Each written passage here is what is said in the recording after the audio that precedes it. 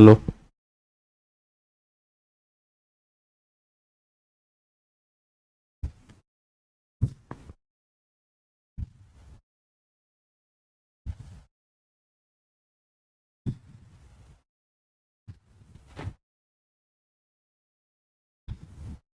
ये जो चैप्टर है इसका नाम है भूआकृतिक प्रक्रियाएं।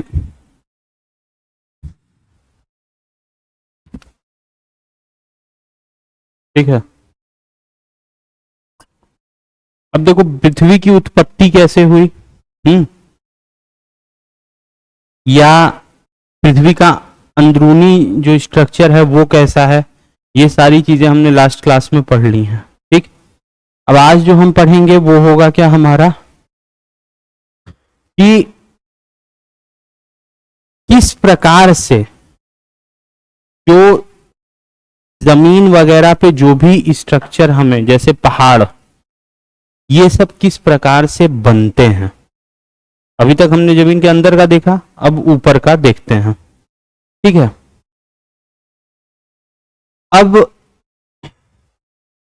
ये बताओ, क्या पृथ्वी की हमेशा एक ही स्थिति में रहती है या उस पे बल लगता रहता है। जैसे मान लो आज तुम जिस रास्ते से आ रहे हो और जमीन जैसी है, एकदम सेम टू सेम तुम्हें कल मिलेगी या कल कुछ परिवर्तन उसमें मिलेगा, कुछ परिवर्तन मिलेगा, भले बहुत नाम मात्र का मिले लेकिन मिलेगा। मतलब जैसे मान लो हो सकता है कि कोई रास्ते की कोई ईंट उखड़ी हुई हो, है ना, या कहीं हो सकता है थोड़ा सा गड्ढा हो गया हो, समझ रहे हो ना मेरा। तो यानी कि कोई ना कोई प्रकार का बल बाहर से हमेशा धरती के जो आपका भूपरपटी है, भूपरपटी, उस पर लगता रहता है।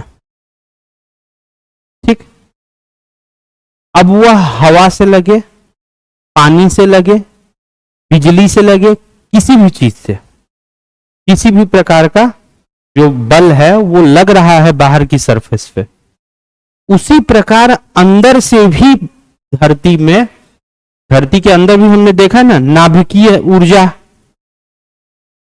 या अर्थ पृथ्वी के घूमने की वजह से जो ऊर्जा है, ठीक है, ये सारी जो ऊर्जाएं हैं यह पृथ्वी के जो भूपरपटी है यानी जो अर्थ क्रस्ट है इसके ऊपर अंदर से लग रही हैं। तो एक समय में पृथ्वी के ऊपर बाहर से भी और अंदर से भी दोनों तरफ से बल लग रहा होता है। ठीक, इस प्रकार का बल जो बाहर से लग रहा है, यानी कहने का तात्पर्य यह है कि धरातल पृथ्वी मंडल के अंतर्गत उत्पन्न हुए बाह्य बलों एवं पृथ्वी के अंदर उद्भूत आंतरिक बलों से अनवरत प्रभावित होता है तथा यह सर्वदा परिवर्तनशील है, हमेशा चेंज होता रहेगा। बाह्य बलों को बहिर्जनिक, ठीक, बहिर्जनिक या एक्सोजेनिक कहते हैं तथा आंतरिक बलों को अंतर्जनित यानी एंडोजेनेटिक बल कहते हैं। तो यानी वो बल जो पृथ्वी के ऊपर जो भूपरपटी पर या क्रस्ट पर बाहर से लग रहे हैं उसे क्या कहेंगे, बहिर्जनिक, और जो अंदर से लग रहे हैं उन्हें क्या करेंगे, अंतर्जनिक। ठीक, अब बहिर्जनिक बलों की क्रियाओं का परिणाम होता है उभरी हुई भू आकृतियों का विघर्षण यानी वियरिंग डाउन। जैसे मैंने आपको बताया जब हम लोग वो पढ़ रहे थे, क्या कहते हैं, वॉल्केनो, तो लेपोलिथ लोकोलिथ बताया था ना, जो वो मैग्मा जो जमीन के अंदर ही जम गया और धीरे धीरे समय के साथ जब हवा पानी से ऊपर की मिट्टी कट रही थी तब वो बाहर निकला, ये हमने पता था। उसी तो यही क्या था, वो जो बाहर से जो बल लग रहे थे पानी का, हवा का, यह बहिर्जनिक बलों की क्रियाओं का परिणाम है कि उभरी हुई भू आकृतियों का विघर्षण। मतलब मान लो कोई मिट्टी का पहाड़ है ना, ये मान लो एक मिट्टी का पहाड़ है। अब बहुत दिन से अगर बाहर बारिश हो रही है या हवा चल रही है तो वह मिट्टी धीरे धीरे कटना शुरू होगी ना, तो उसे कहते हैं भू आकृतियों का विघर्षण होना उन बाहरी बलों के द्वारा। तो हमें यह देखने को मिलता है। तथा बेसिन क्षेत्रगतों का भराव, ठीक है, क्षेत्रों या गर्तों का भराव। अब मान लो कोई बहुत बड़ा क्षेत्र ऐसे फंसा हुआ है जमीन में, ठीक है ना, गड्ढे टाइप का स्ट्रक्चर, बाहर से क्या हुआ और यहां पे कहीं पे हम क्या देख रहे हैं कि ये उठा हुआ है। अब हम देखेंगे कि जो बाहर से हवाएं या जो बाह्य बल जो हैं, जो एक्सोजेनेटिक फोर्सेस हैं, ये क्या करेंगे, ये मान लो यहां इन्होंने क्या किया कि पहला तो पानी या हवा ने इस मिट्टी के पहाड़ को काट के इसको छोटा कर दिया, ठीक, छोटा कर दिया तो उसे हमने क्या कहा, उभरी हुई भू आकृतियों का विघर्षण। साथ ही साथ हमने क्या देखा कि जो मटेरियल ये यहां से लाए हैं, जो मटेरियल ये यहां से लाए हैं वह आकर के यहां पे भर गया पानी के साथ या हवा से आकर के ये भर गया, तो हमने क्या देखा, गर्तों का भराव। समझ रहे हो ना। अच्छा, धरातल पर अपर्दन के माध्यम से उच्चावच के मध्य अंतर में कम होने को तल संतुलन कहते हैं। ठीक,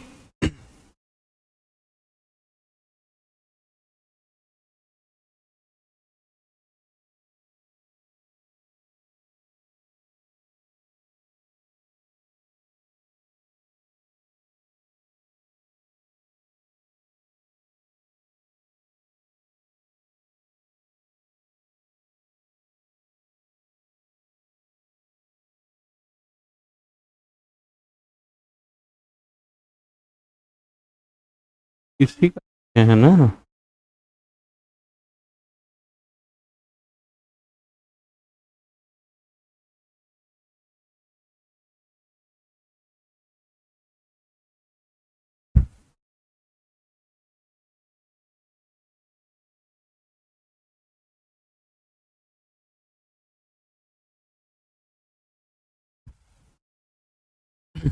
अब देखो, तो मुख्य रूप से ये दो चीज याद रखना कि बहिर्जनिक यानी एक्सोजेनिक, और अब एंडोजेनिक का मतलब क्या है, एंडोजेनिक का मतलब है जो अंदर से लग रहा है। अंदर से अगर लग रहा है कोई बल तो उससे क्या हो रहा था, अगर मान लो अंदर से जो बल या जो भी फोर्सेस अर्थ के भीतर से लग रही थी उसका रिजल्ट हमें किस रूप में देखने को मिल रहा था, वॉल्केनो के रूप में, है ना। तो अंदर ही का तो वो जो अंदर क्रियाकलाप हो रहा है उसी का तो रिजल्ट था ना। हाँ, या हम देख रहे थे कि दो प्लेट टेक्टोनिक जो थी वह आपस में टकराती थी। अच्छा, कई बार होता था कि एक नीचे नप जाती थी, कई बार एक दूसरे के बगल से सरक जाती थी, ठीक है। अब अगर मान लो, और ये सब तो अंदर से हो रहा था ना, अंदर वाली क्रियाएं थी ये सब। अब मान लो कि दो प्लेट टेक्टोनिक वो आए और आपस में जुड़े और ऐसे उठ गए, तो ये क्या बना, पहाड़। समझ रहे हो ना। तो हमने क्या देखा कि जो अंतर्जनित यानी जो एंडोजेनिक बल है, यह कई प्रकार के लैंडफॉर्म्स यानी कि जो भू आकृतियां हैं उनकी संरचनाएं कर रहे हैं, जैसे पहाड़ बन रहे हैं, ठीक है ना। लेकिन वही जो जो एक्सोजेनिक बल हैं, जो बाहरी बल हैं, ये क्या करते हैं, उनको तोड़ते हैं। समझ रहे हो ना बात को? तो ये दो अंतर हमें इन दोनों के बीच में देखने को मिलता है। ठीक,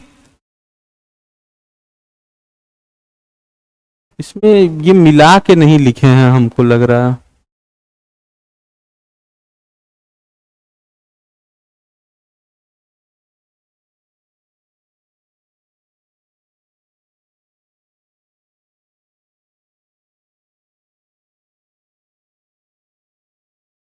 अब देखो, तुमने वो लिखवा दें, बाह्य या आंतरिक लिखवा दें कि ठीक है ऐसे, ठीक है ना?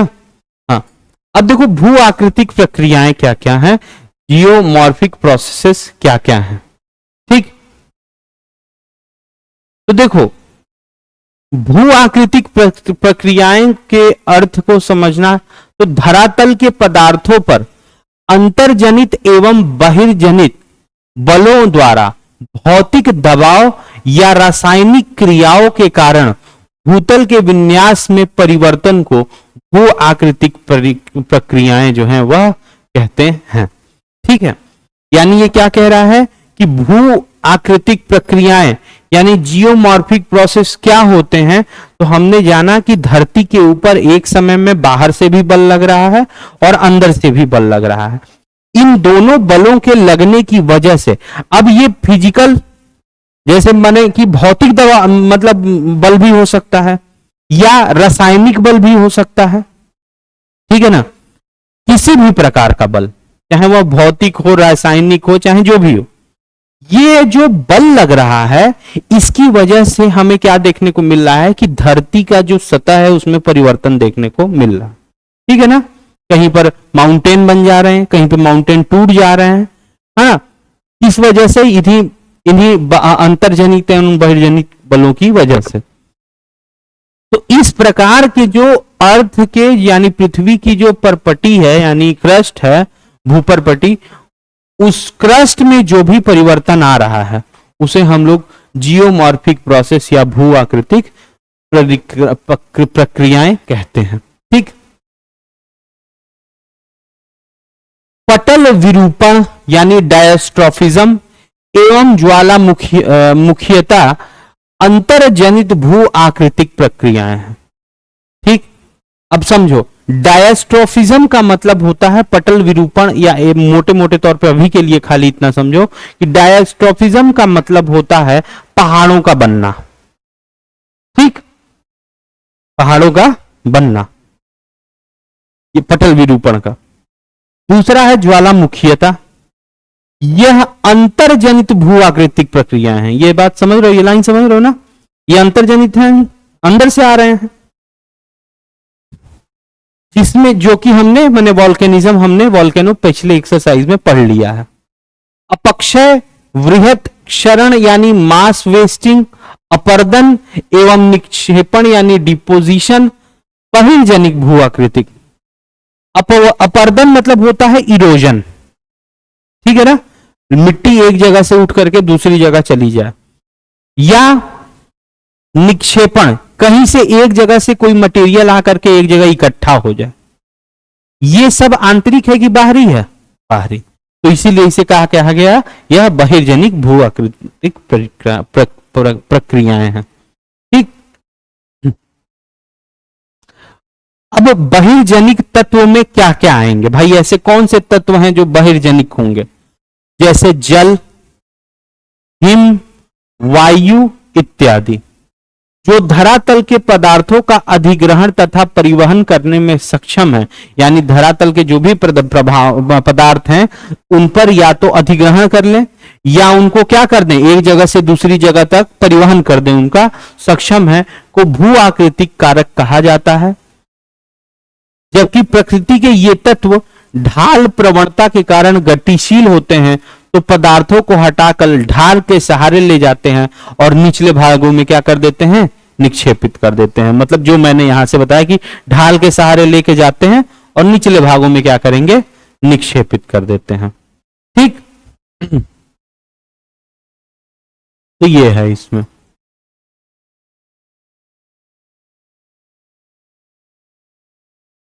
तो अब अगर हम देखें कि भू आकृतिक कारक कौन कौन से हैं, तो भू आकृतिक कारक हमें क्या क्या दिखेंगे? जल, भूमिगत जल, हिमानी यानी ग्लेशियर, हवा, लहरें, धाराएं इत्यादि जो हैं यह क्या हैं? भू आकृतिक कारक कारक इन्हें कहा जा सकता है। ठीक है, तो भू आकृतिक प्रक्रियाओं में और भू आकृतिक कारकों में अंतर हम क्या देख लेते हैं। तो गुरुत्वाकर्षण ढाल के सहारे सभी गतिशील पदार्थों को सक्रिय बनाने वाली दिशात्मक बल होने के साथ साथ धरातल के पदार्थों पर दबाव डालता है। अप्रत्यक्ष गुरुत्वाकर्षक प्रतिबल लहरों एवं ज्वार भाटा जनित धाराओं को क्रियाशील बनाता है।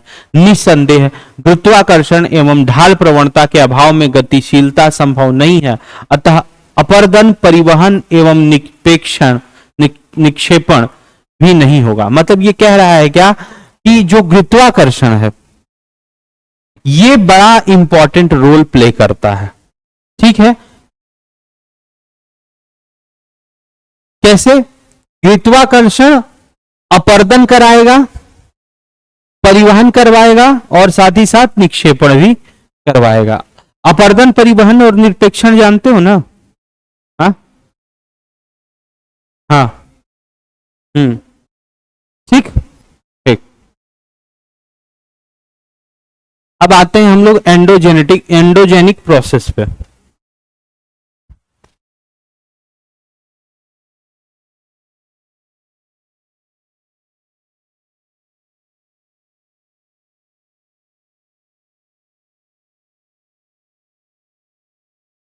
एंडोजेनिक प्रोसेस पे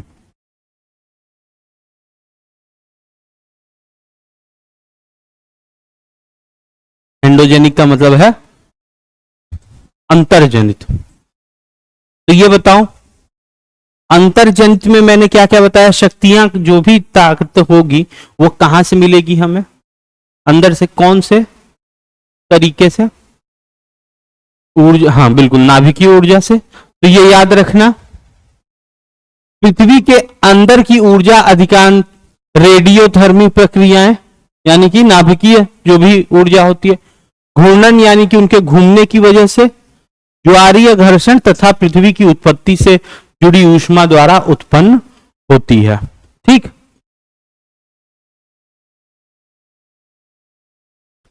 भूतापीय प्रवणता एवं अंदर से निकलते ऊष्मा प्रवाह से प्राप्त ऊर्जा पटल विरूपण यानी डायस्ट्रॉफिज्म एवं ज्वालामुखीयता को प्रेरित करती है। भूतापीय प्रवणता के अंतर्गत ऊष्मा प्रवाह भूपर पट्टी की मोटाई, दृढ़ता में अंतर के कारण अंतर्जनित बलों के कारण समान नहीं होते हैं, अतः विवर्तनिक द्वारा नियंत्रित भूपर पट्टी की सतह असमतल होती है। ठीक है, अब पटल विरूपण देखिए क्या है? डायस्ट्रॉफिज्म, जो हमने यहां पर आपको भी बताया था। डायस्ट्रॉफिज्म मतलब पहाड़ों का बनना। अब देखते हैं थोड़ा सा इनको डिटेल में। ठीक,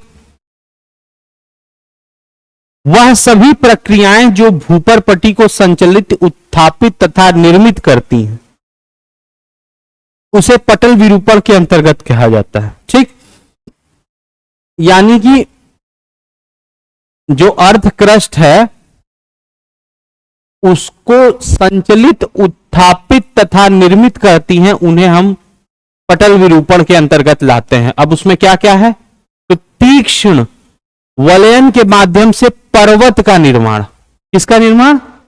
पर्वत का निर्माण। यह पटल विरूपण का है एग्जाम्पल। ठीक, धरातल के बड़े भाग के उत्थापन या विकृत में संलग्न महाद्वीप रचना संबंधित प्रक्रियाएं, अपेक्षाकृत छोटे स्थानीय संचलन के कारण उत्पन्न भूकंप, परपटी प्लेट के क्षैतिज संचलन करने में प्लेट विवर्तनिकी की भूमिका। ठीक, पर्वतनी पर्वत निर्माण प्रक्रिया है, जबकि महाद्वीप की रचना महाद्वीप निर्माण प्रक्रिया है। भूकंप एवं प्लेट विवर्तनिक की प्रक्रियाओं से भूपर पट्टी में भ्रंश तथा विभंग हो सकता है। इन सभी प्रक्रियाओं के कारण दबाव, आयतन तथा तापक्रम में परिवर्तन होता है, जिसके फलस्वरूप शैलों का कायांतरण प्रेरित होता है। तो मुख्य रूप से तुम ये समझो कि जो तुम्हारा पटल विरूपण है, इसके अंदर सबसे जो इंपॉर्टेंट है, जो मतलब है उसका, वह यह है कि पर्वत निर्माण। ठीक, पटल विरूपण में पहला आएगा आपका पर्वत निर्माण। दूसरा है धरातल के बड़े भाग का उत्थान या विकृति में संलग्न महाद्वीप की रचनाएं संबंधित जो प्रक्रियाएं हैं वो छोटे स्थानीय भूकंप और परपटी प्लेट के क्षैतिज संचलन में प्लेट वितरणकी की भूमिका। ठीक है, यानी plate tectonics involving horizontal movements of crustal plates, यानी जो प्लेट जो हैं जो घूमती हैं हॉरिजॉन्टल, ठीक है, क्षैतिज। तो ये तुम्हारा डायस्ट्रोफिज्म में आ जाता है। ठीक, तो डायस्ट्रोफिज्म से हम क्या देखेंगे? डायस्ट्रोफिज्म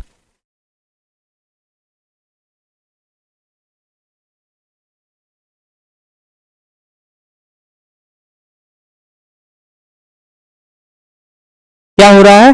सतह का निर्माण हो रहा है डायस्ट्रोफिज्म में, यानी कि पटल विरूपण में। ज्वालामुखीयता क्या है? तो ज्वालामुखीयता क्या है कि ज्वालामुखीयता के अंतर्गत पिघली हुई शैलों या लावा का भूतल की ओर संचलन एवं अनेक आंतरिक तथा बाह्य ज्वालामुखी स्वरूपों का निर्माण सम्मिलित होता है। ये हमने पढ़ा था कि किस प्रकार कैल्डेरा, शील्ड, ये सब एग्जाम्पल थे ना वोल्केनो के, ज्वालामुखी के, तो वह सब एग्जाम्पल यहां पर बता रहा है। तो हम क्या देख रहे हैं कि ये जितने भी एंडोजेनेटिक मूवमेंट है, यानी कि आंतरिक है, इनसे क्या हो रहा है? कुछ ना कुछ बन रहा है। कहीं महाद्वीप बन रहे हैं, ठीक है, कहीं पर पहाड़ बन रहे हैं, कहीं ये वोल्केनो की वजह से बाहर ज्वालामुखी बन रहे हैं। तो ये सारी चीजें हैं। तो वो तो था एंडोजेनेटिक। अब है हमारा बहिर्जनिक या एक्सोजेनिक प्रोसेस।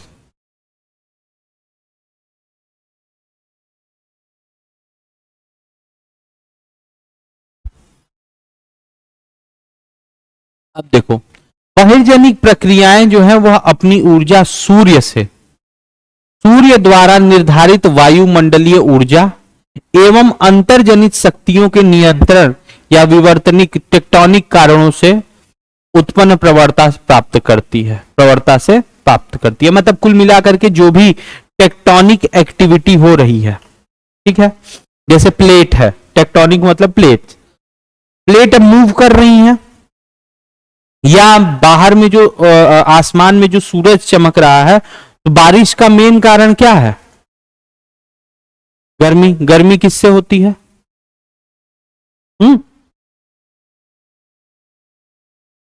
तो ये जितने भी बहिर्जनिक यानी एक्सोजेनिक प्रोसेस हैं, यह सूर्य तथा टेक्टोनिक कारकों से जो भी शक्तियां उत्पन्न होते हैं उससे ये अपने आप में बल प्राप्त करते हैं। ठीक, गुरुत्वाकर्षण बल हुआ एक, है ना, जो कि ढाल के सहारे अपने आप को पुश या पुल, धक्का देता है या खींचता है।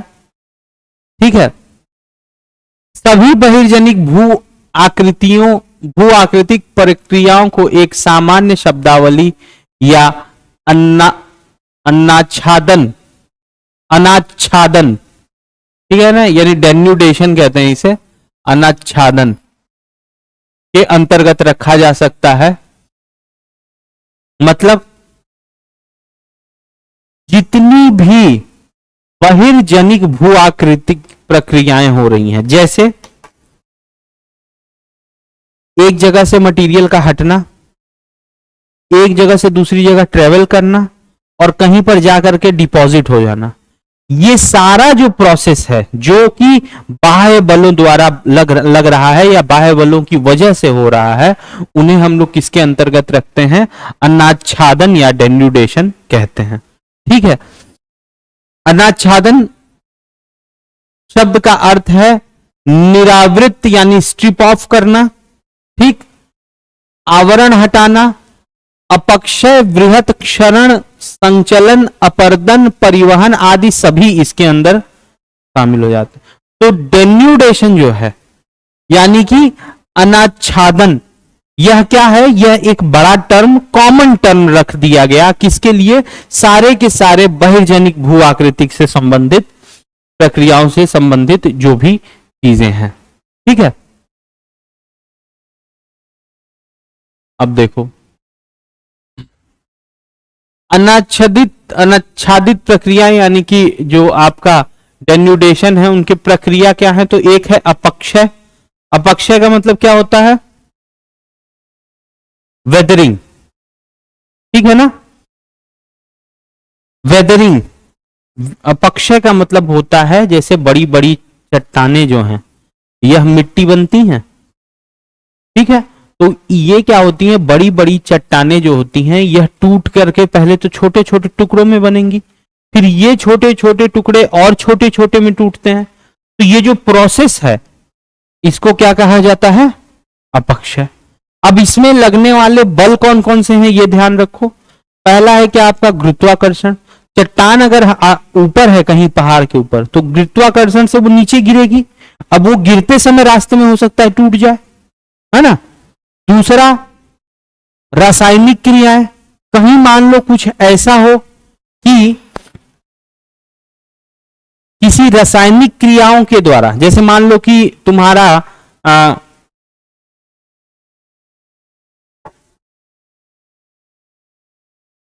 चूने का पहाड़ है, ठीक है ना, बारिश हो गई, अब क्या होगा कि वो चूना जो है वह उस पानी के साथ क्या करेगा, रिएक्शन करेगा, क्रिया करेगा। अब उस रासायनिक क्रियाओं से होने वाले, अगर मान लो उस रासायनिक क्रिया की होने वजह से अपक्षय अगर हो रहा, तो कई सारे कारण इसमें हमें देखने को मिलेंगे, लेकिन मुख्य रूप से जो दो है वह है आपका गुरुत्वाकर्षण, आणविक दाब तथा रासायनिक क्रिया। यह है अपक्षय में। ये देखो अनाच्छादित प्रक्रियाएं के तीन प्रकार हैं, अपक्षित, वृहत संचलन और अपर्दन, ठीक है ना। ये प्रक्रियाएं हैं और ये इन प्रक्रियाओं में लगने वाले बल हैं। दूसरा है वृहत संचलन, यानी इसे हम लोग कहते हैं मास मूवमेंट। लैंडस्लाइड सुने हो, हिमस्खलन, हाँ, जैसे क्या होगा कि तुम देखोगे कि लोग रास्ते में चल रहे हैं, या भूस्खलन उसे कहा गया है, लोग पहाड़ों के बगल से रास्ते से चल रहे हैं, ऊपर से बहुत बड़ा सा पहाड़ और मलबा पूरा सरक गया नीचे की तरफ, समझ रहे हो ना। जैसे शिमला वगैरह में हमें या फिर हिमाचल में आजकल देखने को मिल रहा है कि ये मान लो पहाड़ है, ये मान लो पहाड़ है, सड़कें जो हैं वो सड़कें अमूमन ऐसे ही बनी होती हैं, है ना, पहाड़ के, और ये ऊपर से इतना बड़ा एक हिस्सा पूरा जो है, इतना बड़ा हिस्सा ये टूट करके गिर गया नीचे, ठीक है। तो इस प्रकार के जो बहुत भारी मात्रा में जो पहाड़ से या कह लो किसी ऊंचाई से जो नीचे की तरफ गिरते हैं उनको हम कहते हैं क्या, वृहत संचलन।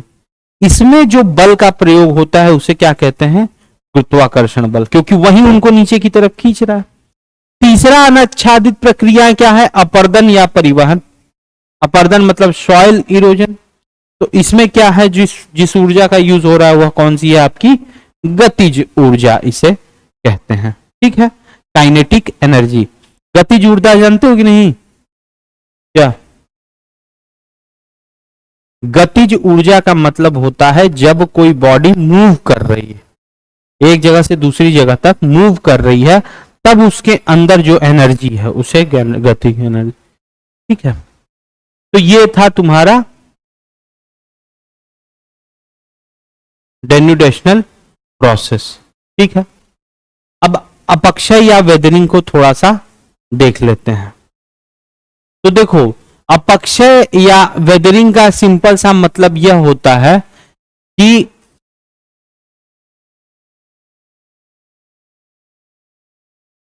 अपक्षय का मुख्य रूप से मतलब यह होता है वेदरिंग का कि बड़े बड़े चट्टानों का छोटे छोटे टुकड़ों में टूटना, इसे अपक्षय कहा गया है। यही तीनों जो हमने यहां पर पढ़ा है, अपक्षय, वृहद संचलन और अपर्दन। ठीक, छोटे छोटे टुकड़ों में क्या होता है, टूटना होता है। ठीक, अपक्षय को मौसम एवं जलवायु के कार्यों के माध्यम से शैलों के यांत्रिक विखंडन यानी मैकेनिकल एवं रासायनिक वियोजन यानी डिकम्पोजिशन के रूप में परिभाषित किया जाता है, तो बड़ी बड़ी शिलाओं का टूटना। अब मुख्य तौर पर जो भी ये अपक्षय है वह तीन तरीके का होता है।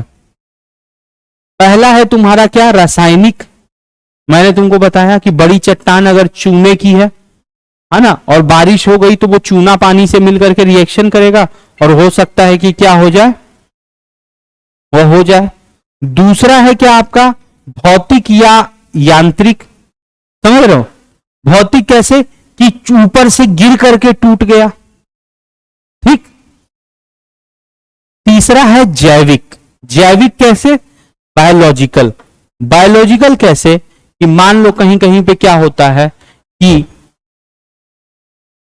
कहीं कहीं पे मान लो पेड़ है ना, वो उग गया चट्टान के ऊपर और उसकी जो जड़ें हैं वह चट्टान के अंदर घुसने लगी।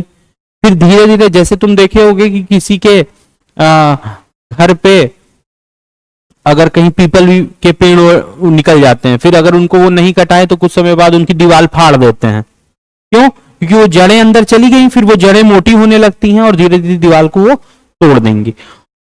या फिर कहीं कहीं पे सूक्ष्म जो माइक्रो ऑर्गेनिज्म होते हैं वह भी इन्वॉल्व होते हैं किसमें, अपक्षय के उसमें प्रोसेस में, प्रक्रिया में। ठीक है,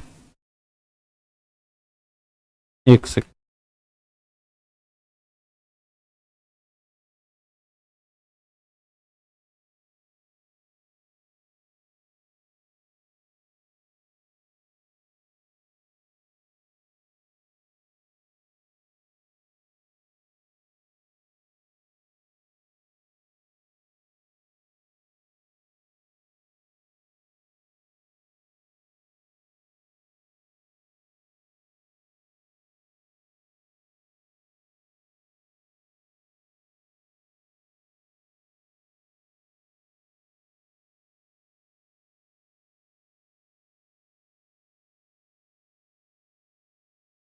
ये हुआ, ठीक है ना।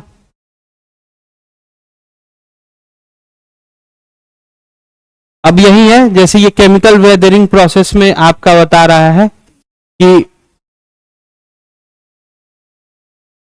अपक्षय प्रक्रियाओं का एक समूह जैसे विलयन, कार्बोनेटीकरण, जलयोजन, ऑक्सीकरण तथा न्यूनीकरण शैलों के अपघटन, विलयन अथवा न्यूनीकरण का कार्य करते हैं, जो कि रासायनिक क्रिया द्वारा सूक्ष्म, मतलब मैंने आपसे जो बताया कि जिस प्रकार से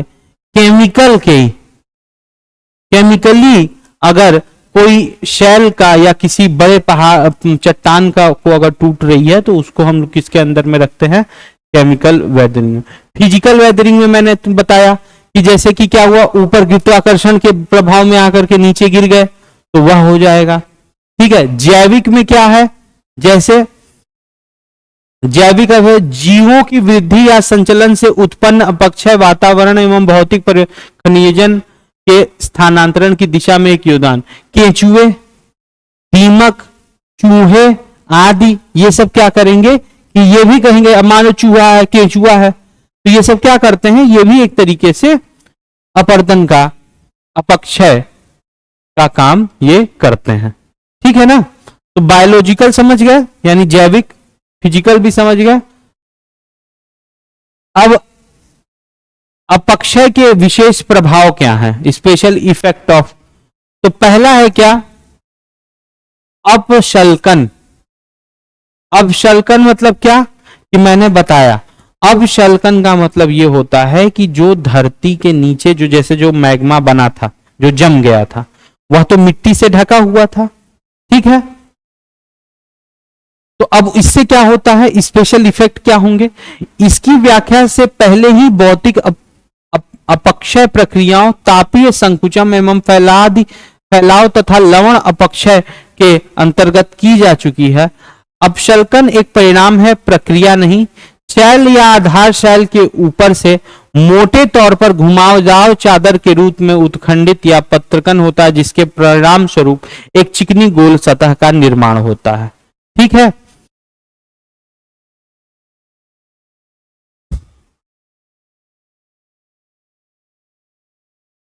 अब वही मैं बता रहा हूं कि जैसे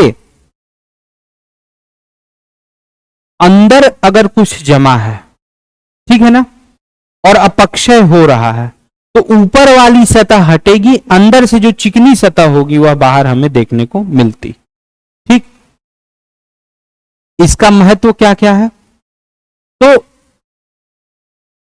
पहला है क्या कि हमें पता है कि अपक्षय का सबसे जो बड़ा एक इफेक्ट कहिए या जो सबसे बड़ा मतलब सिग्निफिकेंस, महत्व कहिए, वह यह है कि यह किसके लिए है, मृदा निर्माण। बड़े बड़े चट्टान टूट टूट करके छोटे छोटे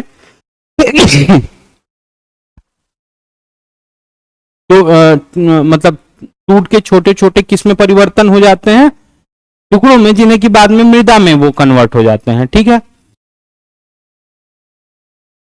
अपितु अपर्दन एवं वृहत संचलन के लिए भी ये उत्तरदायित्व होते हैं, ठीक है ना। यानी इन्हीं की वजह से जब बड़े बड़े चट्टान, मान लो जैसे बीच में टूटी, एक पत्थर है मान लो खूब बड़ा सा, वह टूट गया बीच से, चाहे वह फिजिकल से जो टूटा हो, चाहे वह केमिकल से टूटा हो, चाहे वह बायोलॉजिकल से टूटा हो, टूटा। अब वह अगर बड़ा चट्टान टूट करके पहाड़ से नीचे की तरफ जा रहा है, तो वह अपने साथ साथ छोटे छोटे पत्थरों को भी लेकर के जाएगा नीचे की तरफ, जिसे कि हम लोग क्या कहते हैं, मास मूवमेंट कहते हैं, ठीक है, वृहत संचलन कहते हैं, ठीक। वेदरिंग, यदि शैलों का अपक्षय न हो तो अपर्दन का कोई महत्व नहीं होता। इसका अर्थ है कि अपक्षय वृहत क्षरण अपर्दन उच्चावच के लघुकरण में सहायक होता है, ठीक है।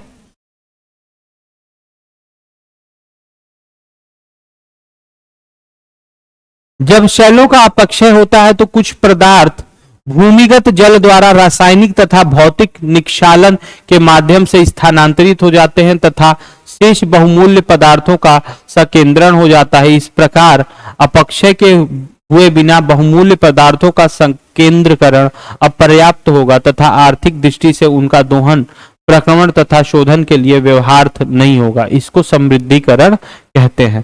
तो कह रहा है कि when rock undergo weathering, some materials are removed through chemical or physical leaching by groundwater, thereby concentration of material increases. Without such weathering taking place, the concentration of same valuable material may not be sufficient economic. अब देखो कह रहा है क्या कि जैसे मान लो बड़ी सी एक खूब इतनी बड़ी सोने की मतलब चट्टान है, ठीक है। अब इसके अंदर कुछ खनिज है, क्या है, कुछ कुछ खनिज है।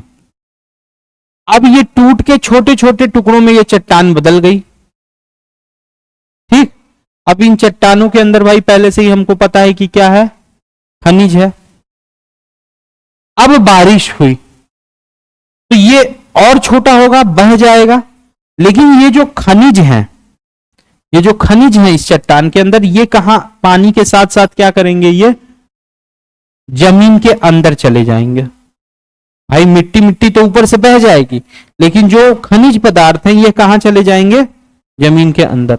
और समय काल में धीरे धीरे ये खनिज इकट्ठा होते चले जाएंगे, जिसके कारण कि बाद में हम उन्हें निकाल सकते हैं, ठीक है। तो इसलिए अपक्षय जो है वह बहुत ज्यादा जरूरी है। बृहद संचलन यानी कि मास मूवमेंट, मैंने बताया पहले ही कि जो पहाड़ के ऊपर से मलबा नीचे की तरफ गिरता है गुरुत्वाकर्षण के प्रभाव में, उसे हम लोग बृहद संचलन कहते हैं, ठीक है। अब क्या क्या है कि ढालों की प्रवणता एवं ऊंचाई में वृद्धि, पदार्थों की प्राकृतिक अथवा कृत्रिम बाधाओं के कारण उत्पन्न अतिभार। अब ये सब जो है वह रीजन है, मशीनों के कंपन से, कहीं पे मशीन लगा करके कंपन कर दिए तो वो गिर गया नीचे की तरफ, ठीक है, भूकंप आ गया, कहीं पे विस्फोट कर दिया गया, तो ये सारे जो कारण है वह आपका किसका है, मास मूवमेंट का। तो मैंने जो भूस्खलन का एग्जाम्पल दिया था, ठीक है ना, जो मैंने बताया था लैंडस्लाइड, तो जो भूस्खलन उसी को कहते हैं जो कि पहाड़ों से जो बड़े बड़े मलबे नीचे की तरफ गिरते हैं उसे भूस्खलन कहा जाता है, ठीक है। अब है आपका इरोजन एंड डिपोजिशन, ठीक है। तो इरोजन मतलब क्या होता है, पहले तो उसका अपक्षय हुआ, अब उसको एक जगह से दूसरी जगह तक ले जाया जाएगा, उसे हम कहते हैं क्या, इरोजन या डिपोजिशन यानी अपर्दन। एक जगह से उठा करके हवा के माध्यम से, पानी के माध्यम से, यानी बारिश हुई, बारिश के पानी के माध्यम से, या फिर हवा में, आंधी में, धूल के माध्यम से एक जगह से दूसरे जगह जाने की प्रक्रिया को हम क्या कहते हैं, अपर्दन। तो पहले था अपक्षय, बात याद रखना, पहले है क्या, अपक्षय। अपक्षय में बड़ी बड़े शैल जो थे वो टूटते हैं। दूसरा है अपक्षय के बाद है अपर्दन। अब जब टूट के ये बहुत छोटे छोटे हो गए तो इनको एक जगह से उठा करके दूसरी जगह ले गया। और फिर होता है निक्षेपण, यानी कि वो जो चीज एक जगह से दूसरी जगह गई है वह जा करके एक जगह क्या हो, डिपॉजिट हो जाए, जमा हो जाए, उसे कहेंगे क्या हम, निक्षेपण, ठीक है।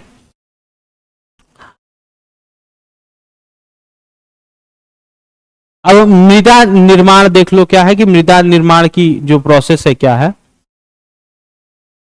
मृदा निर्माण को मृदा जनन या पेडोजेनेसिस भी कहते हैं, ठीक है। सर्वप्रथम अपक्षय पर निर्भर करती है। अपक्षय पता है क्या है, जब तक वो टूटेगा नहीं तब तक मृदा बनेगी नहीं। यह अपक्षयी प्रावार ही मृदा निर्माण का मूल निवेश होता है।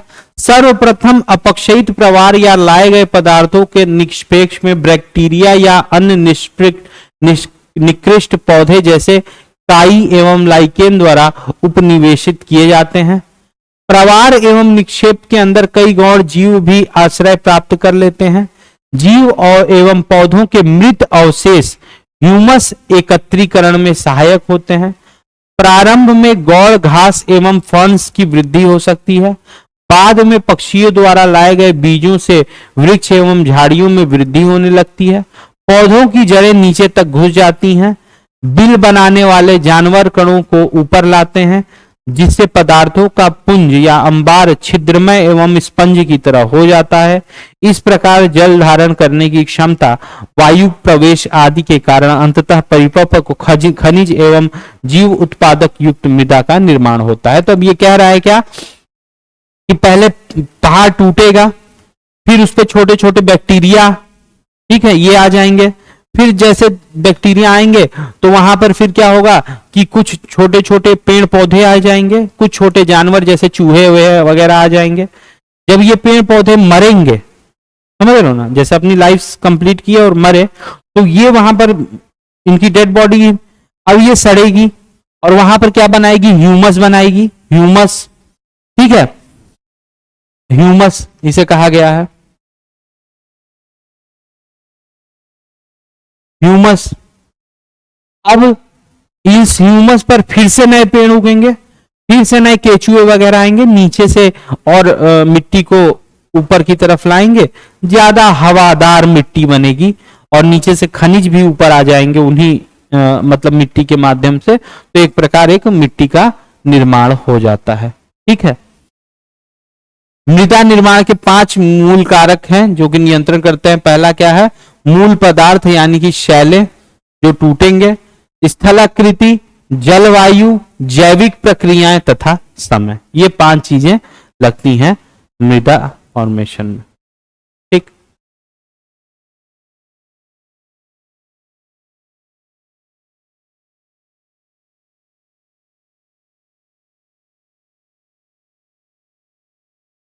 अब मूल पदार्थ जो पेरेंट मटेरियल है जिससे कि मिट्टी बनती है उसको हम देख लें। तो मृदा निर्माण में मूल शैल एक निष्क्रिय नियंत्रक कारक है। मूल शैल कोई भी स्थान या उसी स्थान पर अपक्षित शैल मलबा या लाए गए निक्षेपेक्ष जो बाहर से मतलब सॉइल इरोजन से जो भी मटेरियल आया है, मृदा निर्माण गठन संरचना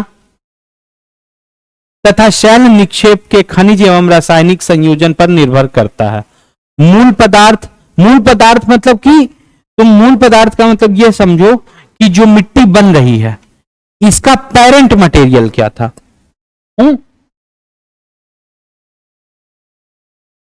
जैसे मटर पनीर अगर बन रही है तो मटर पनीर में मटर और पनीर ये मूल पदार्थ, उसी तरह से पेरेंट रॉक जो है या पेरेंट मटेरियल जो है यह मूल पदार्थ या शैल होता है। ठीक, मूल पदार्थ के अंतर्गत अपक्षय की प्रकृति एवं उसकी दर तथा आवरण की गहराई मोटाई प्रमुख विचारणीय तत्व होते हैं।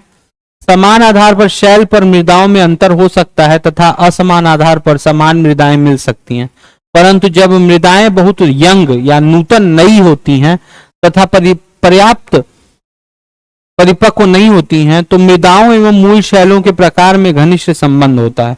कुछ चूना क्षेत्रों में भी जहां अपक्षय प्रक्रियाएं विशिष्ट एवं विचित्र होती हैं, मिट्टियां मूल शैल से स्पष्ट संबंध दिखाती हैं। तो कह रहा है क्या कि मिट्टी जितनी नई रहेगी उसका उतना ही ज्यादा संबंध दिखेगा कि वह किस मटेरियल से बनी हुई। ठीक है ना। और जैसे जैसे मिट्टी पुरानी होती जाएगी या इधर उधर एक जगह से दूसरी जगह जाएगी तो उसका अपने पेरेंट मटेरियल से संबंध जो है वह कम होता चला जाएगा। ठीक, अब टोपोग्राफी क्या होता है? उच्च स्थलाकृति कि किसी भी जगह की आकृति कैसी है उसे स्थलाकृति कहते हैं, टोपोग्राफी कहते हैं। ऐसा सिंपल सी भाषा में समझो। ठीक, जैसे यहां हम जैसे बिहार की जो स्थलाकृति है वह अलग है, हम या यूपी में भी देखो तो हम लोग इधर क्या है, ये पूरा मैदान वाला क्षेत्र है। ठीक है, लेकिन यही तुम राजस्थान के रेगिस्तान वाले क्षेत्र में चले जाओ तो वहां की स्थलाकृति दूसरी है, यानी वहां रेत है। यही तुम पहाड़ों की तरफ चले जाओ तो वहां की स्थलाकृति दूसरी होती है ना, वहां पर पहाड़ी क्षेत्र होते हैं। तो स्थलाकृति का मतलब होता है क्या कि किसी जगह की जो स्थल है उसकी आकृति कैसी होती है। ठीक है, कहीं कहीं पर आपको मृदा जो है वह छिछली दिखेगी, कहीं मोटी दिखेगी, कहीं पर अच्छा आपको खेत जिसे कहते हैं कि खेती वाली जमीन दिख जाएगी। तो ये सब वो है। अब जलवायु का देख लो, तो जलवायु का मृदा निर्माण में एक महत्वपूर्ण सक्रिय कारक है। जैसे पता है कि जलवायु से क्या होगा कि हमें पता है कि जो वेदरिंग का प्रोसेस है, जो बड़ी शैल को तोड़ने का काम होता है, उसमें फिजिकल वाला जो था, फिजिकल वाला उसमें क्या होता है कि कहीं कहीं तुम देखोगे कि पहाड़ों को छेदते हुए पानी निकल जाता है ना, या कहीं बूंद बूंद गिर गिर करके और पत्थर टूट जाते हैं। तो उस प्रकार से जलवायु का भी वर्षा, वाष्पीकरण, तापक्रम एवं मौसमी एवं दैनिक भिन्नता, ये वहां का टेम्परेचर कैसा है ये भी डिपेंड करता है कि किस हिसाब से मतलब वहां पर बनेगी मिट्टी। ठीक, अब जैविक क्रियाओं में क्या है, तो जैविक क्रियाओं में हम क्या देखेंगे कि वनस्पति आवरण एवं जीव को मूल पदार्थों पर प्रारंभ तथा बाद में विद्यमान रहते हैं। मृदा जैसे जैव पदार्थ नमी धारण की क्षमता तथा नाइट्रोजन इत्यादि जोड़ने में सहायक होते हैं। मृत पौधे मृदा को सूक्ष्म विभावित जैव पदार्थ ह्यूमस प्रदान करते हैं। जो भी पौधे मर जाते हैं वह मृदा को क्या प्रदान करते हैं, ह्यूमस। ह्यूमस मतलब जानते हो क्या होता है, जो जब तुम जैसे तुम कभी वहां पर किसी बगीचे वगैरह में जाओ तो बगीचे में जाओगे तो देखोगे, बारिश के दिनों में खास करके जाओ तो जब तुम देखोगे क्या कि ऊपर से पत्ते जो नीचे जमीन पर गिरे हुए होते हैं वो सड़े हुए तुमको ऐसे भुरभुरे से दिखेंगे। उनको जब हटाओगे तो नीचे मिट्टी दिखती है। तो वो जो सड़े गले पत्ते हैं उन्हें क्या कहा जाता है, ह्यूमस कहा जाता है। अब इन्हीं ह्यूमस में क्या होता है, बहुत सारे बैक्टीरिया लगते हैं और ये उसको और सड़ाते गलाते हैं, ठीक है, और फिर अंत में जो मटेरियल बचता है वह क्या होता है, मिट्टी में मिलता है, ठीक है। जैसे आर्द्र उष्ण एवं भूमध्य रेखीय जलवायु में बैक्टीरियल वृद्धि एवं क्रियाएं सघन होती हैं तथा मृद वनस्पति शीघ्रता से ऑक्सीकृत हो जाती है, जिससे मृदा में ह्यूमस की मात्रा बहुत कम रह जाती है। बैक्टीरिया एवं मृदा के जीव हवा से गैसीय नाइट्रोजन प्राप्त करके उसे रासायनिक रूप में परिवर्तित कर देते हैं, जिसका पौधों द्वारा उपयोग किया जाता है। अब जो उस सड़े गले पर जो बैक्टीरिया लगे हैं वह नाइट्रोजन निकालेंगे। नाइट्रोजन जो है गैस जो है यह और पेड़ पौधे जो हैं यह अपने ग्रोथ में यूज करते हैं। इस प्रक्रिया को नाइट्रोजन फिक्सेशन कहते हैं, यानी बैक्टीरिया के द्वारा जो नाइट्रोजन को निकाला जा रहा है उसे नाइट्रोजन फिक्सेशन कहते हैं। राइजोबियम एक प्रकार का बैक्टीरिया जंतु वाले लेग्यूमिनस पौधों की जड़ में ग्रंथिका में रहता है तथा मेजबान पौधों के लिए लाभकारी नाइट्रोजन निर्धारित करता है। अब देखो एक ये नाम याद रखना, राइजोबियम। देखो प्लांट्स को क्या चाहिए होता है, पेड़ पौधों को नाइट्रोजन चाहिए ग्रोथ करने के लिए। राइजोबियम जो है ये लेग्यूमिनस यानी कि दलहन जिन्हें कहा गया है, इसमें जंतु वाले लिखा है, दाल दलहन जो होते हैं ना, जो उसमें उनको लेग्यूमिनस प्लांट कहते हैं। तो राइजोबियम क्या करता है कि उन दलहनों के जड़ों में जा करके और लग जाएगा। अब वो प्लांट को क्या देता है, नाइट्रोजन, और प्लांट से बदले में क्या लेता है, खाना, ठीक है ना। तो ये इस प्रकार से राइजोबियम काम करता है, ठीक। चींटी, दीमक, केचुए इत्यादि महत्व अभियंत्रिकी मैकेनिकल सा हो यांत्रिकी सा होता है, परंतु मृदा निर्माण में ये महत्वपूर्ण होते हैं क्योंकि वे मृदा को बार बार ऊपर नीचे करते रहते हैं। अब देखो जितनी ज्यादा मिट्टी में हवा रहेगी मिट्टी उतनी ही अच्छी रहती है, ठीक है ना। अब ये केचुए, दीमक, ये लोग क्या करते हैं, देखोगे कि ये लोग मिट्टी को भुरभुरा सा बना देते हैं, ठीक है। तो ये चीज है। काला विधि, तो काला विधि की बात करें तो मृदा निर्माण में जो नेक्स्ट सबसे महत्वपूर्ण कारक है वह क्या है, समय। समय, ठीक है। समय जितना अधिक लगेगा मिट्टी उतनी अच्छी बनेगी। तो लगने वाले काल की अवधि मृदा की परिपक्वता एवं उसके प्रोफाइल का विकास निर्धारण करती है। एक मृदा तभी परिपक्व होगी जब मृदा निर्माण की सभी प्रक्रिया लंबे काल तक पार्श्व का विकास करते हुए कार्यरत रहती है। थोड़े समय पहले निक्षेपित जड़होल मिट्टी या हिमानी टिल से विकसित मृदाएं जो जिन्हें कि यंग माना जाता है उनमें हॉरिजन का अभाव होता है, यानी संस्तर का अभाव होता है अथवा कम विकसित संस्तर मिलता है। संपूर्ण परिप्रेक्ष्य में कोई मिट्टी के विकास या उसकी परिपक्वता के लिए कोई विशिष्ट कालावधि नहीं है। मतलब ये नहीं है कि इतने समय बताया गया है मिट्टी के लिए, कोई विशिष्ट नहीं बताया गया, लेकिन ये कहा गया है कि जो पुरानी होती है मिट्टी वो ज्यादा उनमें अच्छे से बैक्टीरिया वगैरह काम किए हुए होते हैं, ठीक है। तो ये था तुम्हारा ये वाला चैप्टर। नेक्स्ट चैप्टर जो है वो हम लोग नेक्स्ट क्लास में देखेंगे, ठीक।